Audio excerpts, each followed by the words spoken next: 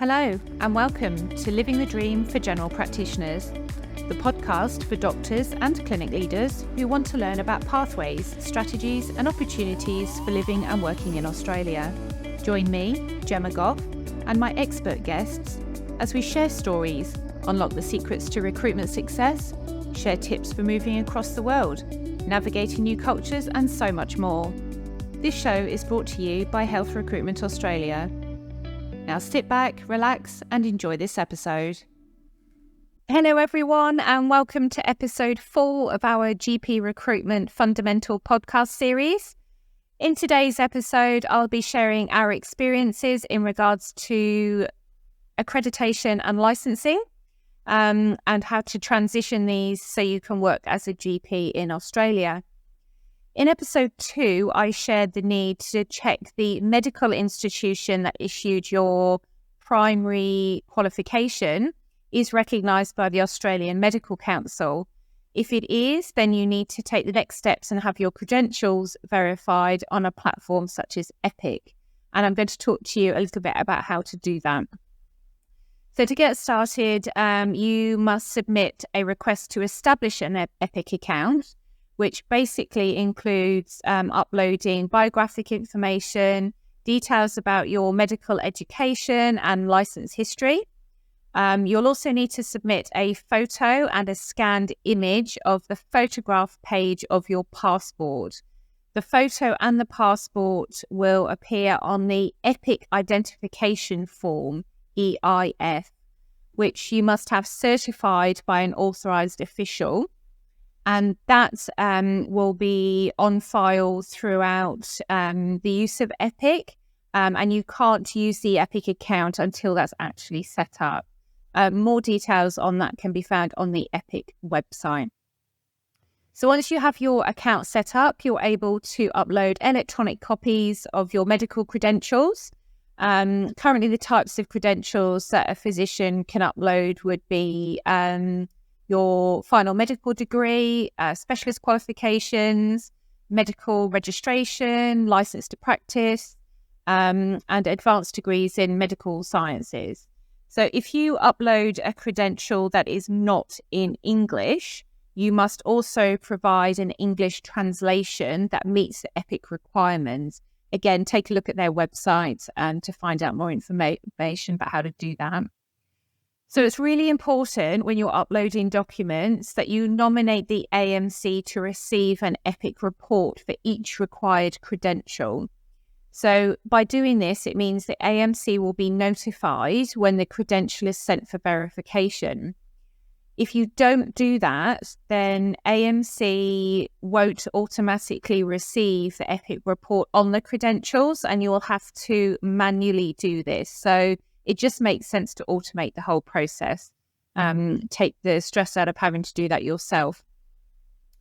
So once the AMC receives notification that your credentials have been sent for verifications through Epic, the AMC qualifications portal will be updated to be accessed by AHPRA, so for their registration and assessment purposes.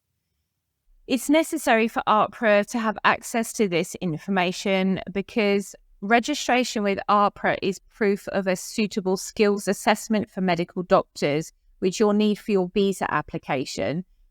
We will touch on visas a bit more in our next episode. So if you jump on the Medical Board of Australia website, you can find all the relevant forms to apply for registration. The majority will require sections to be completed by your new employer, so you'll need to work closely with them in this regard. Some positions require documents such as supervised practice plans and area of need applications. And this can be rather complicated. So I'll say again, the importance of working with a recruiter who can support you and your clinic through these steps. So in these early stages, you're also required to demonstrate English language proficiency.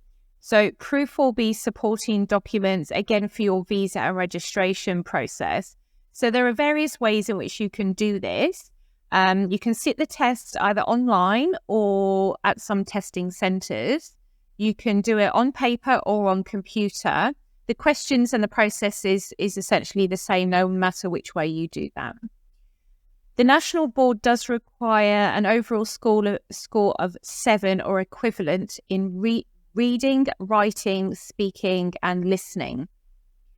So test results are available from just 3 days after you've sat the test, but you can wait up to 2 weeks depending on how you sat the test and when you sat it. I explained in episode 2 about the relevant pathways to registration and how this is achieved. So I won't go over that again, but what I do want to touch on is how the AHPRA proof of identity checks are done. And this would be the next stage of the process.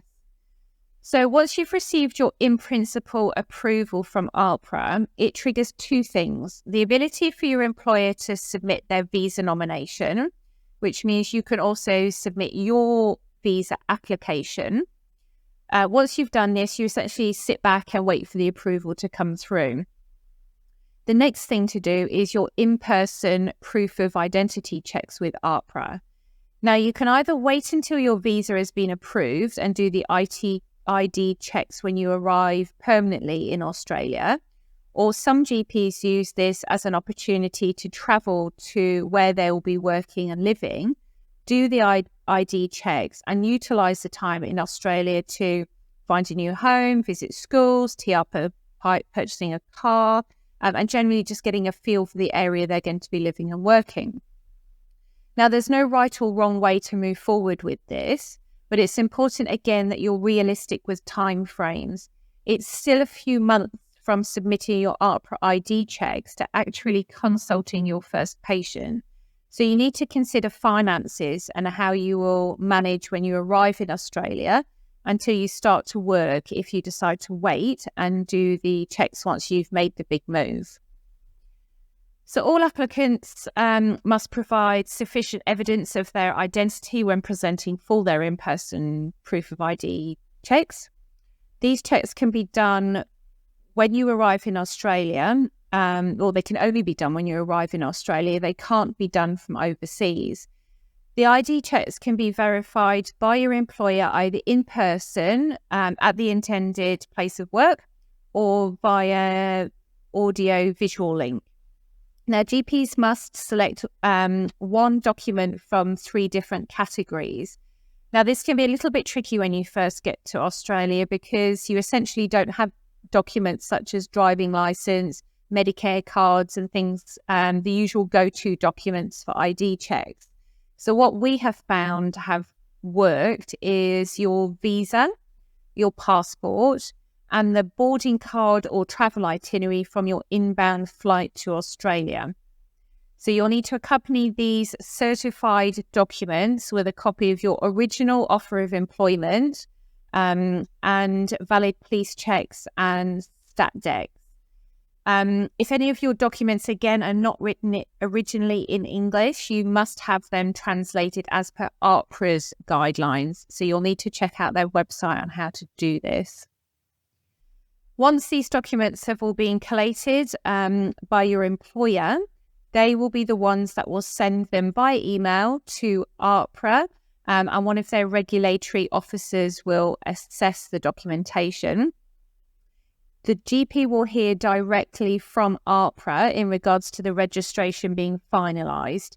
At the moment, it takes about a week for that to happen, at which point you need to let the employer know that you've got your registration, because that then triggers the next stage of the onboarding process. So something else you can do when you arrive in Australia is to apply for your tax file number and your Australian business number. Now, you can't apply for an Australian business number until you've got your tax file number. Now, both of these, again, can take several weeks to come through. So the sooner you get onto this, the sooner you can start seeing patients and earning money in Australia. It's also smart to open a business transaction account for your funds to be deposited from patients and Medicare into that account. This is a much easier way for your accountant and yourself to track your income for things like your tax returns. So you can see money's coming in from Medicare and the patients, and then whenever you pay your service fee to the clinic, for example, fortnightly, once that's been paid, you would take the remaining funds out into your everyday account. Your tax file number, Australian business number, and your business transaction account details are all required on the application forms with Medicare for a provider and prescriber numbers. Now, your prescriber number as a GP stays with you no matter what clinic you work at. However, you need a provider number for each location that you're providing your services. This needs to be a consideration if you're working for a clinic where they have multiple locations. So you need to make sure that this is written on your APRA and college papers on your applications. If it isn't, you will only be issued with a provider number for the primary location. So that will be the only place you can work.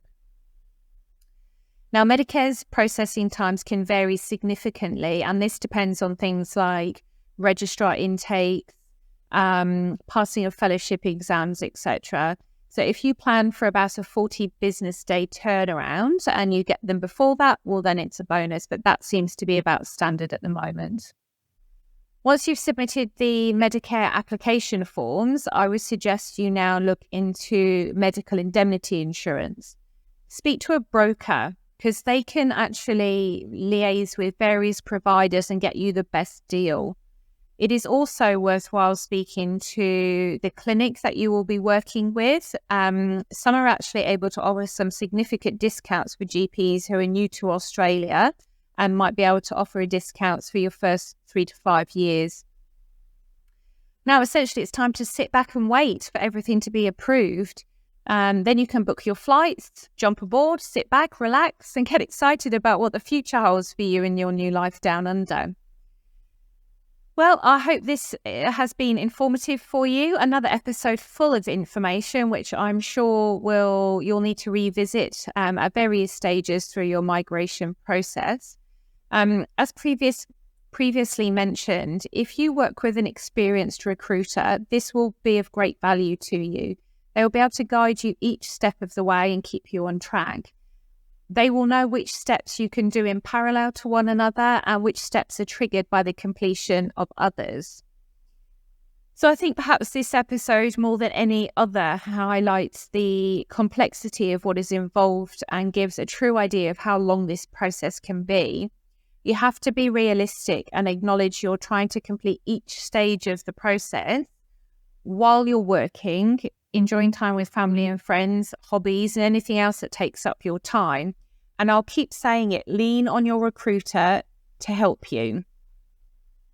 So in our next episode, we touch on visas, which ones are appropriate for you, which ones you'll be able to apply for, how the whole migration process works essentially.